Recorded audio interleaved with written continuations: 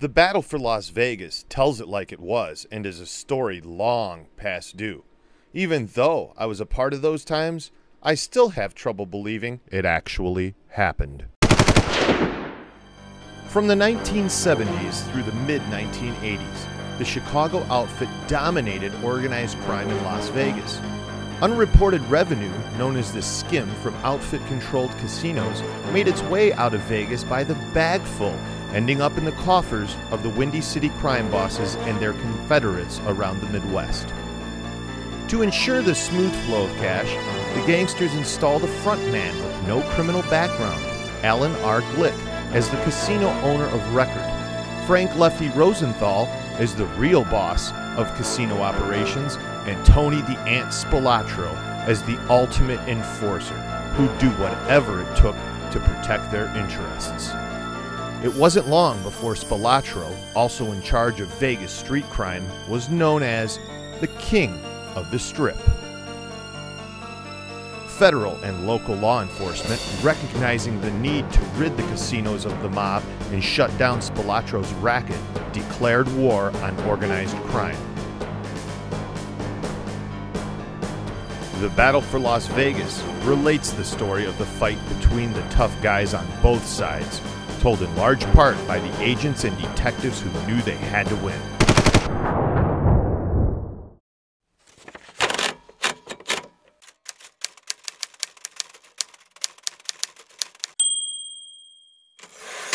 Dennis, you've written 2 books now involving Frank. The first was Battle for Las Vegas, which has been a runaway hit. Tell me what actually was involved in the research part of that.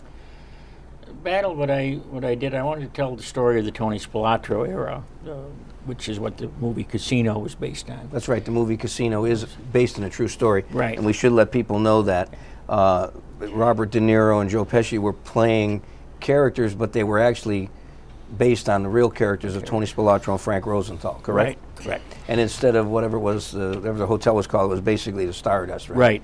Okay, so go ahead Tangiers, and tell us what you did there.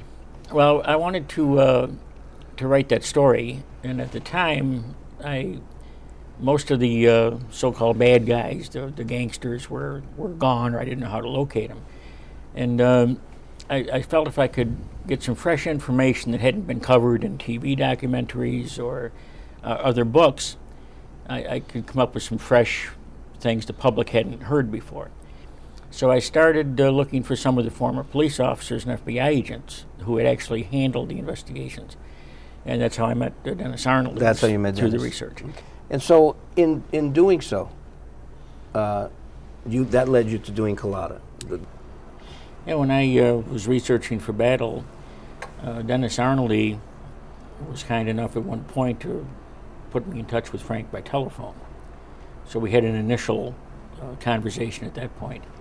After Battle was completed and at the publishers, I kept in touch with Dennis on and off, and I got thinking what a fascinating story Frank's story would make, his life story.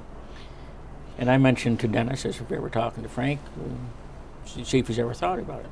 Well, it turned out that he had thought about it. In fact, he'd done a lot of documentation on his own to get his story preserved.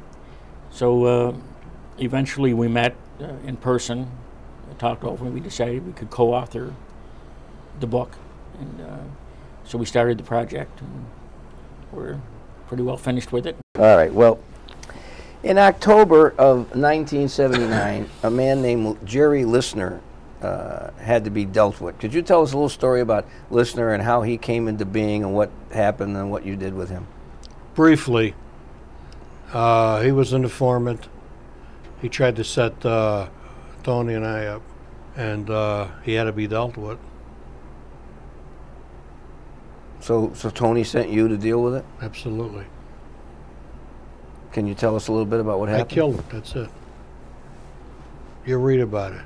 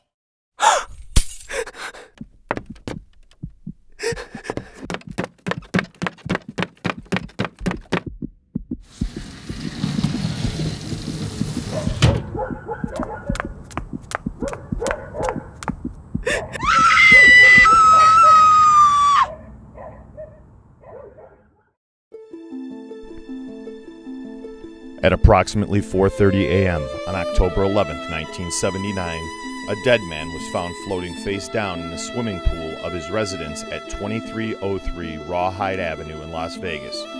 He'd been shot in the head several times by a small caliber handgun. The corpse was that of 46-year-old Sherwin Jerry Listener. His wife Jeannie, a cocktail waitress at the Aladdin, found the body. She'd left work early and made the grisly discovery. When the soon-to-be dead man answered his door earlier that evening, he invited his murderer inside. In a matter of moments, the visitor began to fire a total of 10 bullets aimed at his host's head, with several finding their mark. The assassin wasn't Tony Spilotro himself, but he was there at Tony's behest. His name? Frank Cullotta. From burglary to armed robbery and murder, infamous bad guy Frank Cullotta not only did it all, in Cullotta, he admits to it, and in graphic detail. This no-holds-barred biography chronicles the life of a career criminal who started out as a thug on the streets of Chicago and became a trusted lieutenant in Tony Spilotro's gang of organized lawbreakers in Las Vegas. Cullotta's was a world of high-profile heists, street muscle, and information, lots of it, about many of the FBI's most wanted. In the end, that information was his ticket out of crime, as he turned government witness and became one of a handful of mob insiders to enter the Witness Protection Program.